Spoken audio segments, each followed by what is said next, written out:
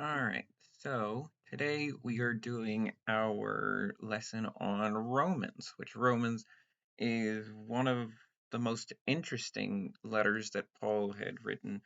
And for us, it is important to notice some of the other things. We've talked a lot about things like the lack that, and the otherness that we see in some parts of the New Testament. And I think that in this book, we really are going to see some of the more pointed moments where it's showing otherness and people that are being pushed out, as well as what here in the church we are called to do. So it will be an interesting thing. Hopefully, everybody had a good time with uh, watching the, the um, or going over rather, sorry, reviewing the questions that, everybody had, as well as we'll have time later to address those questions. So, of course, just some background knowledge about Romans. So, Romans is Paul's letter to the church in Rome, and this is taking place um, in the midst of, much of the early church's, you know, conflicts and skirmishes with both Rome as well as Jewish uh, people. And for the people of Rome, we really see some pointed times, like how Paul is trying to address the fact that some of the other churches are really struggling with some of the teachings of Jesus. And so Rome is kind of this star place for Paul, and he points that out, as well as we are seeing him address the Romans in what they are doing well and telling them to continue to do. Okay, so where do we want to start? Where do we want to go? I think that one of the biggest things that I want to point out first is in Romans chapter 3. Romans is a fairly short book in comparison to some of the other books that we'll go over. But realistically, Romans is short, so it's a lot easier for me to kind of cram some pieces in um, and observe. So Romans 3 is the first thing that I want to address, and that is about how we are supposed to be treating each other inside of the church and how our actions should look.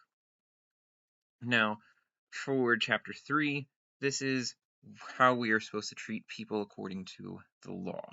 Now, what do I mean by the law? This is something that we've talked about a little bit, but in case you have forgotten, the law is really focusing on the stuff that God is telling people to do, where they stand, how they're supposed to be interacting.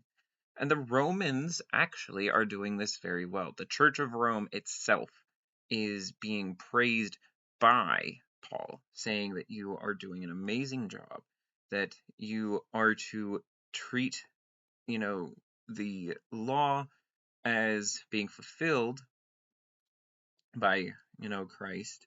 But if you are seeing somebody that, for example, we see in both Corinthians as well as in Romans, the address saying, and this is an example that is used, if somebody does not eat meat in their way of observing the law and observing God, it is up to us to then come back and say, you know what, um, we as a people need to respect that. We need to treat others extremely well.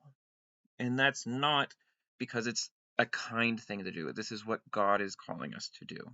That it is to us to treat the people across the pew as though they are, you know, being treated the same as God. We are to be these delegates.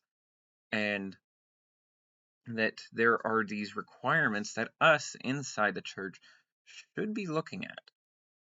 And of course, this is also going to be translated in other books, Corinthians, in Thessalonians, in how we are to treat others well. And of course, when we are seeing these addresses to people about treating others well, the Romans do it. They are well known. According to Paul, he views them as these grand people. And so, in part of that, then, we see that in Romans 3, that we are to, treat people well. And then what about, the other part? I know that I said before our beginning prayer that we were going to do it, kind of that we're going to focus on 3 parts. So that's the first part. And what about the other 2? So the other part is actually 2 chapters that are beside each other.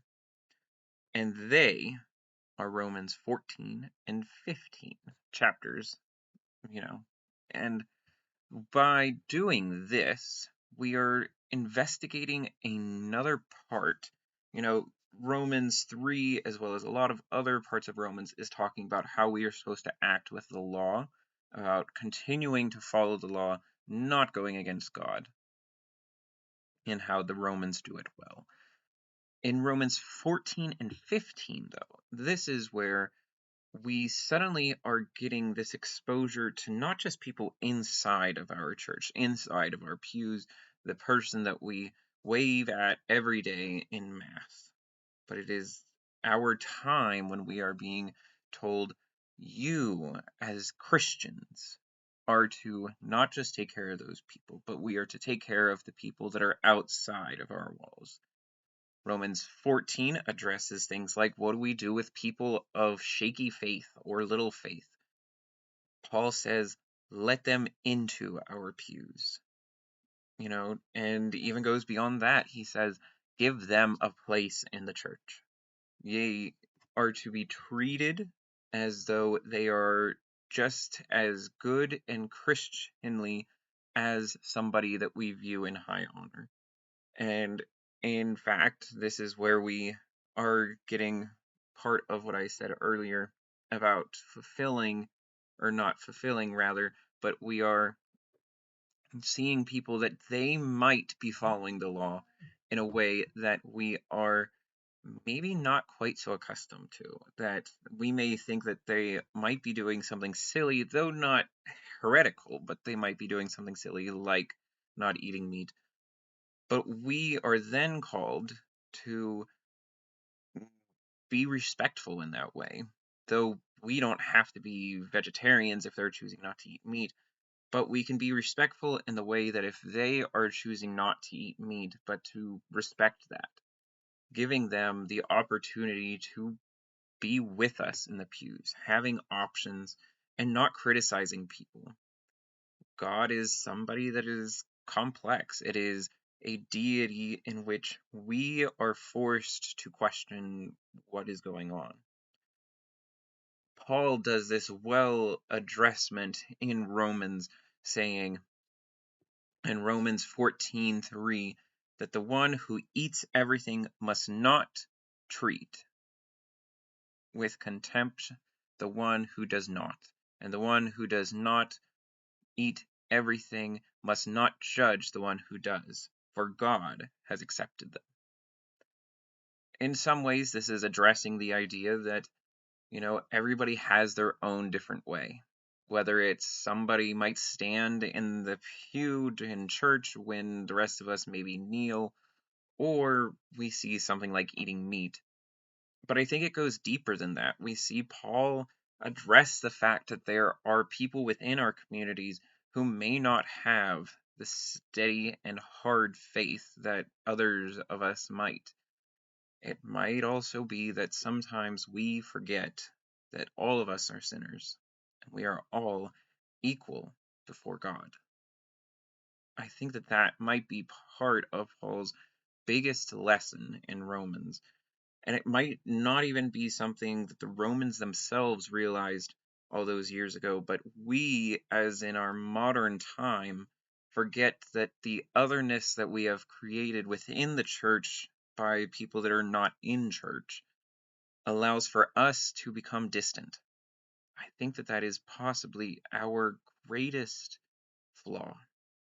The church is to be welcoming to all, and for those that are broken or those who have been mistreated by the church, we are to go after, show them they have a place, and show them that, as Jesus said, you know, I am not here to help those that are not Jews, and he was informed even the dog receives crumb from the master's table. We had talked about that, before, but I think that that is when we all must have this moment where we realize even those that we viewed as dogs, Jesus will give them crumbs. Amen. Thank you, everybody. And of course, now we shall go on to our questions.